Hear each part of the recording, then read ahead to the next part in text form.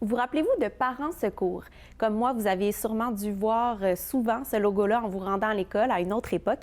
Eh bien, sachez que ça existe encore. Mais dans certains quartiers, comme à Tétroville, à Montréal, par exemple, la survie de l'organisme est menacée. La présidente sortante de Parents Secours Tétroville a annoncé qu'elle prenait sa retraite après 35 ans de bénévolat et il ne semble pas y avoir de relève pour reprendre le flambeau. Surtout que la pandémie a donné un dur coup à l'organisme parce que le recrutement se fait majoritairement dans les écoles. Il y a une femme dans le quartier qui venait tout juste d'obtenir sa certification il y a quelques mois pour devenir un foyer refuge. Elle était très étonnée de ce préavis de fermeture-là. Et moi, je me suis demandé, est-ce que Parents Secours a encore sa raison d'être en 2022? Je pensais pas qu'on pouvait fermer Parents Secours parce que c'est quand même important. Il y a beaucoup d'enfants dans le quartier. Puis j'espérais même qu'il y aurait plus de gens qui finiraient par s'inscrire. Alors, d'annoncer la fermeture, c'était vraiment une triste nouvelle. Quand j'ai vu les papiers avec l'école pour dire on cherche, on recrute, je pensais même plus que ça existait tellement on n'en voit pas beaucoup, là.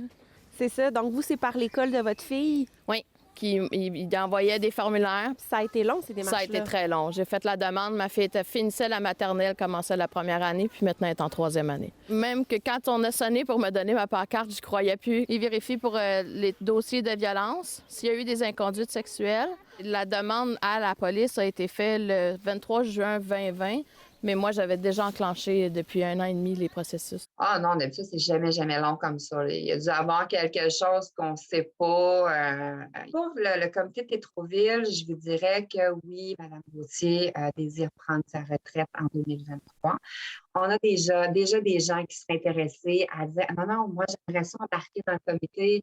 Dire que ça va fermer, c'est un grand mot. J'en ai qui sont en voie de fermeture, ça, on ne peut pas le cacher. J'en ai pas beaucoup. Mais j'en ai plus qui sont en voie d'ouverture que de fermeture.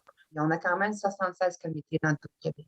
Repère tous les foyers refuges de ton quartier, comme celui-ci. Mon premier réflexe quand je me suis penchée sur ce sujet-là, en fait, c'était de me dire, ah, ça existe encore, Parents Secours. Je ne savais même pas.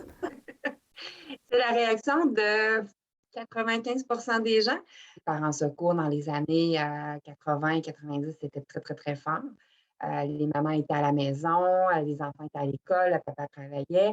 On va s'entendre qu'aujourd'hui, la vie a changé beaucoup, mais depuis la pandémie, on a connu une belle hausse de nouveaux comités, de nouveaux foyers refuges. Puis pourquoi vous diriez que c'est encore important Parents Secours? Parce qu'on a l'impression que maintenant, c'est assez rare un enfant qui joue dehors tout seul, là. Il y en a beaucoup plus qu'on pense. La portion de 6-11 ans, eux, ils n'ont pas de téléphone cellulaire. Parce qu'on s'en va pas vers un meilleur monde, alors c'est important d'avoir des maisons où on peut avoir confiance d'aller si on est en besoin. Si ma fille, elle connaît la pancarte puis elle sait qu'elle peut aller sonner ou pour demander de l'aide. Juste l'année passée, on a ouvert à 187 enfants qui étaient soit perdus, blessés, qui avaient perdu leurs clés. Fait que, oui, Parents Secours a encore lieu d'exister.